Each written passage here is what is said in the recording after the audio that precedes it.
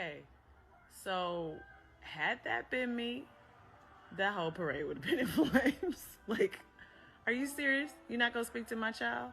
And did you see that baby's face at the end, the little one with the pink on? She deserves an explanation. Hello?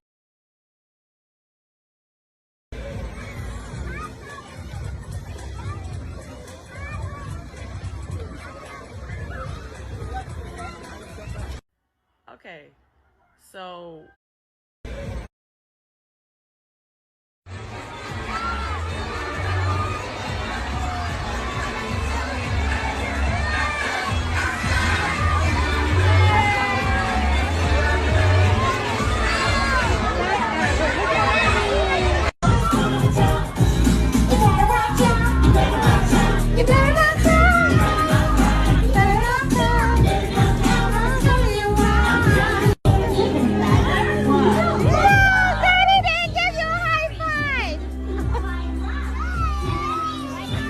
don't cry, it's okay, it's okay, it's okay.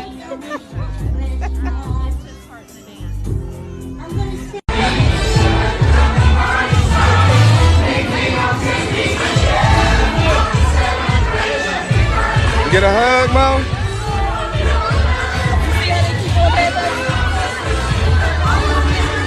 Well, go stand over there and see what happens.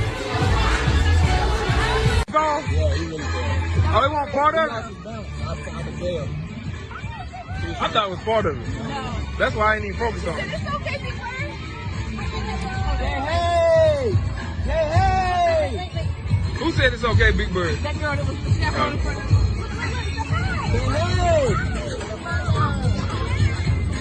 Hey! You wanted a death. Right. You wanted to hop off.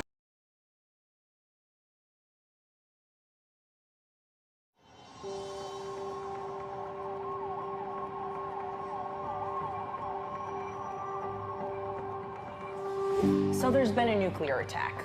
Don't ask me how or why, just know that the big one has hit, okay? So what do? There are 3 important steps that I want you to remember. Step 1, get inside fast.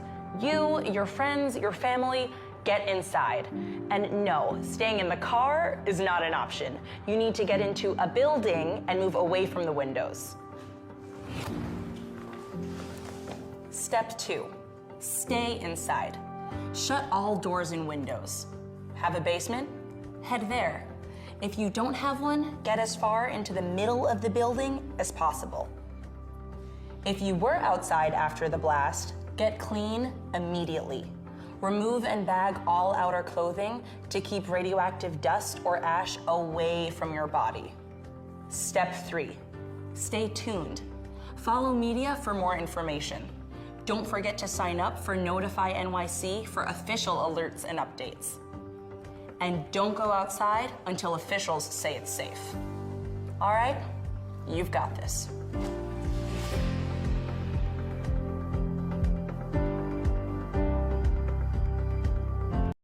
Is vulnerable to a 6,000 mile an hour missile, well, the United States are in trouble. And that makes these hypersonic missiles quite astounding and unstoppable. They travel at 5 times the speed of sound, or close to 10,000 kilometres per hour in the upper atmosphere. It is unmatched military supremacy that can target and destroy anything, anywhere on the planet in less than an hour, literally. And they will be capable, of course, of carrying and activating nuclear warheads. It's a superpower arms race, the like of which we have not experienced before, and it's one the US must be able to win. Even if the UK, France, Japan, India and Australia boost their military capabilities, if the US cannot at least match what the Chinese produce hypersonically, well, the region will belong to the Chinese. It'll be a matter of how much of the Indo-Pacific they want. Senator Angus King seems to be the hope of the side and has promised to maintain pressure on the US Defence Department. But it's the Biden administration at the top. It's that administration which seems unwilling or too impotent to keep up with the pace of development. If war does come to the region, and let's hope it does not, it's hypersonic technology that will dictate supremacy. And maybe it'll take a change in president or even a change in government. In 1946, the US military set off a nuke underwater to see what would happen, and it went very badly. You see, the Navy was trying to prove that their ships could survive a nuclear explosion, so they lowered the bomb 90 feet in the water and put their ships over it. The LSM-60 was right above the bomb, and it was completely pulverized. Other ships sank right away, and the extreme radiation destroyed any remaining ships. Y'all better wake up.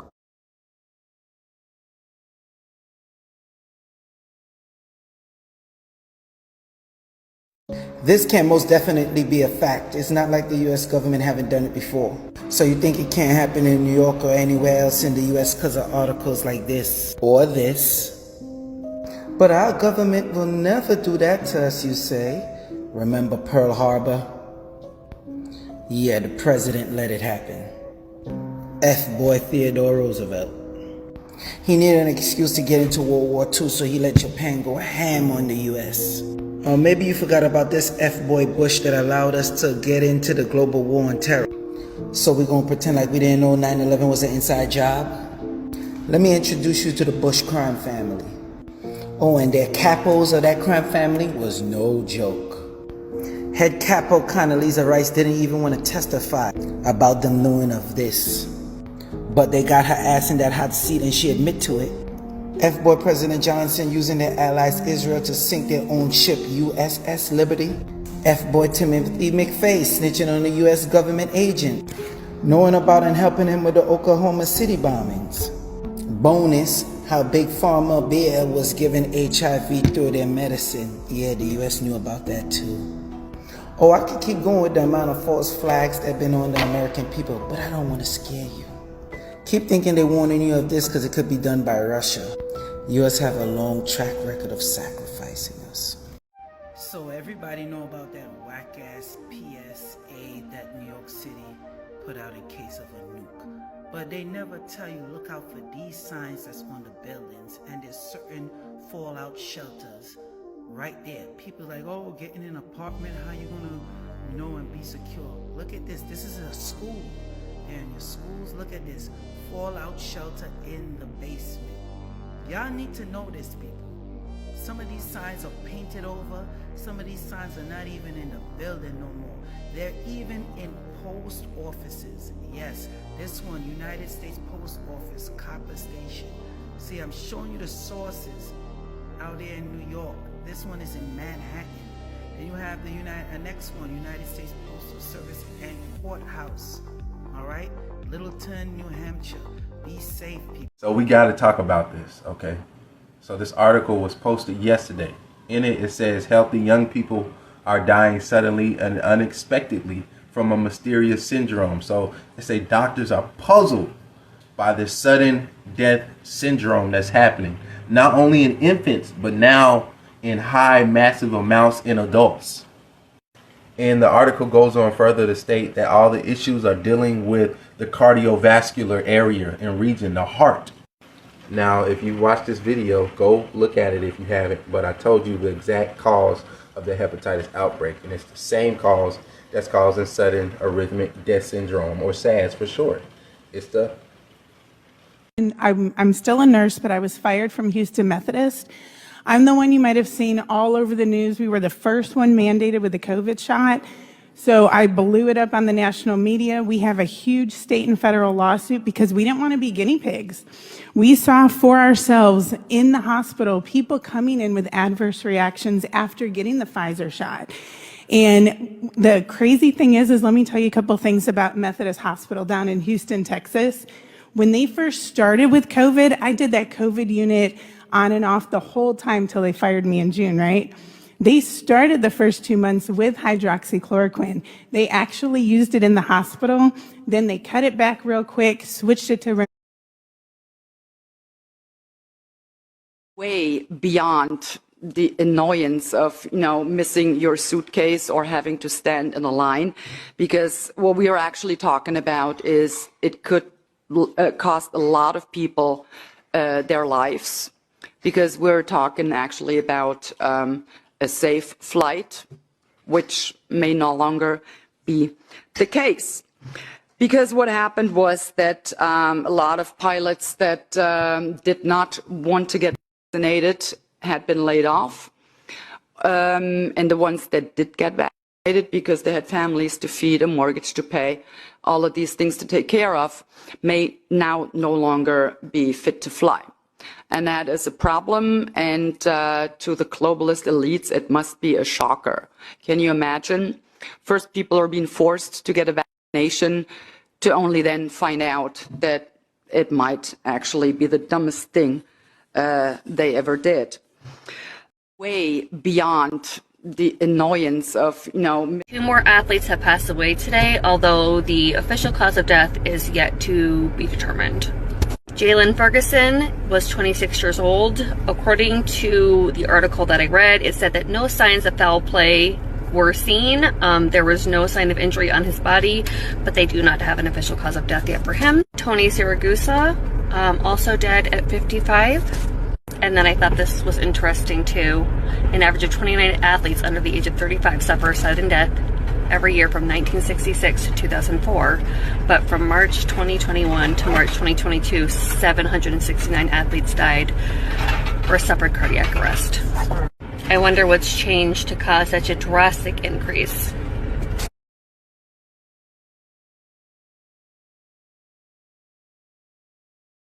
Well, well, well, what do we have here? The president of a European pharmaceutical company has been arrested and charged for falsifying his vaccine status. He was injected with saline. He is among 2,200 European elites charged with being falsely vaccinated against COVID-19. Why? Apparently he was afraid of the jab. The elites paid thousands to be added to the immunization register. Apparently a vast network of celebrities and elites also paid money to have their names fraudulently entered onto the National Immunization Register. How interesting that the president of a pharmaceutical company doesn't trust this one. I wonder if they were among all the people screaming that masks and vaccines save lives. And that's just 2,200 people from one country. Didn't Dougie's daughter say that Doug Ford's not vaccinated? Wonder who else is on. Only have 10 weeks of global consumption sitting in inventory around the world.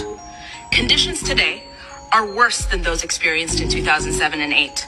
It is important to note that the lowest grain inventory levels the world has ever seen are now occurring while access to fertilizers is highly constrained and drought in wheat-growing regions around the world is the most extreme it's been in over 20 years. Similar inventory concerns also apply to corn and other grains. Government estimates are not adding up. While the next few years are going to likely be difficult as a result of the statistically unusual confluence of the 5 challenges I shared, we can coordinate a global response, eschew to each their own mentality as to food security and climate risk. Be willing to have constructive, albeit discussion and difficult conversations, and jointly. The historic supply chain crisis that we've lived through right now is going to be way worse, and that 1.7 billion tons of raw material and goods go through the train services. If that stops, our economy goes into the toilet. So we better hope that the national rail carriers and the unions representing the workers can come to an agreement before Monday. And here we are. This is Sri Lanka today, and this is the Dutch farmers and truckers today. The movement is escalating all over the world. And the first one who have pointed out the most wanted globalists are the Swiss people. These wanted people have caused problems in Sri Lanka, the Netherlands, and many other countries. The poster is still there on the street of Zurich, Switzerland. So far, this is what's happening in the Netherlands and around the world at weekend. The Dutch truckers have answered the farmers' call for help. And together, they're blocking many roads and highways in the Netherlands. The Dutch and German farmers have blocked both sides of the highway connecting Germany and the Netherlands. Just now, the Australian farmers also rise up in Victoria. Millions of Italians have been celebrating over the resignation of their prime minister for days, but there is not any news from the biased mainstream media. Remember when the Dutch farmers spray manure into government buildings? The European media was silent, not any report from BBC nor any news outlet. On Saturday, the Spanish farmers began protesting at many locations. In the Netherlands, more and more signs of help are displaying along highways and on the cornfields. And to answer that call, more groups of firefighters, fishermen and truckers are taking the street to show support for the Dutch farmers. Together, they are forming convoys with a message. The protest will continue. We have the support of millions of people. There will be actions the Netherlands has never seen before.